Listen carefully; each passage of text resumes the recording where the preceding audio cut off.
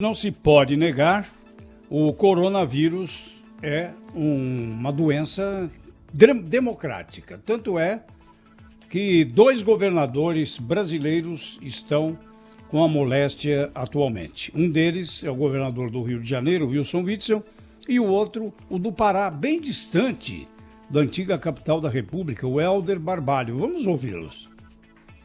Graças a Deus estou me sentindo bem, continuarei trabalhando aqui do Palácio Laranjeira, mantendo as restrições e as recomendações médicas. Eu peço mais uma vez para que fiquem em casa, porque a doença, como todos podem estar percebendo, ela não escolhe ninguém e o contágio é rápido. Eu estou com coronavírus, mas quero ao mesmo tempo também tranquilizar. Eu estou super bem, quero aproveitar para pedir para você, fique em casa. Este vírus ele é extremamente contagioso. Ele não escolhe idade, ele não escolhe classe social. Todo mundo está exposto e todo mundo pode pegá-lo. Por isso eu faço um apelo a você. Fique em casa e vamos juntos vencer o coronavírus. E um outro governo faz um meia-culpa, o governo da Suécia.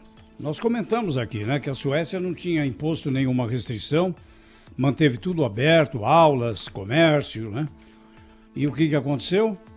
O número de casos em comparação com os outros países do norte, e a comparação dos suecos é sempre com Finlândia, com Noruega e com Dinamarca, o número de mortos na Suécia supera em muito o dos demais países de primeiríssimo mundo, que é o norte da Europa. E o primeiro-ministro foi obrigado a vir a público para dizer: erramos.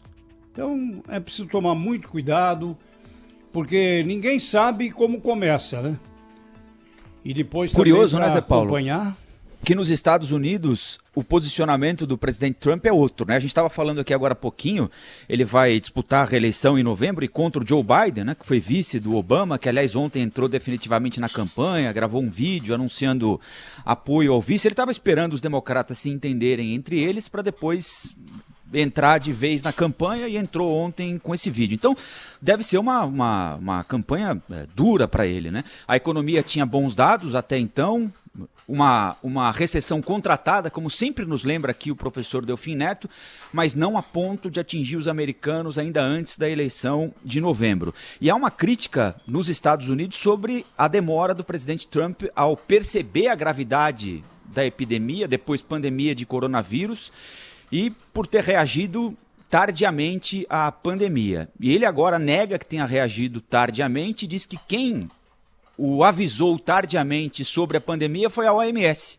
Aí o que ele fez ontem, claramente numa manobra política ali, está tentando transferir a responsabilidade de uma eventual discussão a respeito da gestão dele na crise para a OMS, dizendo que a OMS trabalha para os chineses, que a OMS demorou para entender o que estava acontecendo, que protege a China, e anunciou simplesmente agora, durante a pandemia, o corte do financiamento dos Estados Unidos para a Organização Mundial da Saúde. Uma tentativa de transferir uma eventual responsabilidade que será atribuída a ele pelos mortos nos Estados Unidos para a OMS. Fala assim, olha, quem...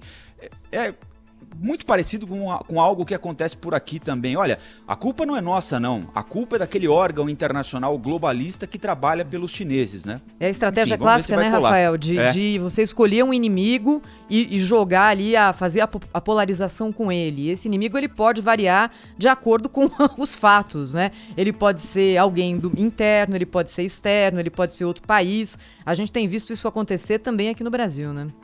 Essa mudança, essa hesitação de muitos chefes de Estado e chefes de governo, chefe de Estado não apitam, mas chefes de governo, sobretudo, sobre a melhor maneira de se combater o coronavírus, isso também em certa medida, em larga medida até, se transferiu para a comunidade científica. Houve uma divisão no começo sobre o que fazer, se era necessário fazer o isolamento total ou isolamento parcial, aquelas coisas todas.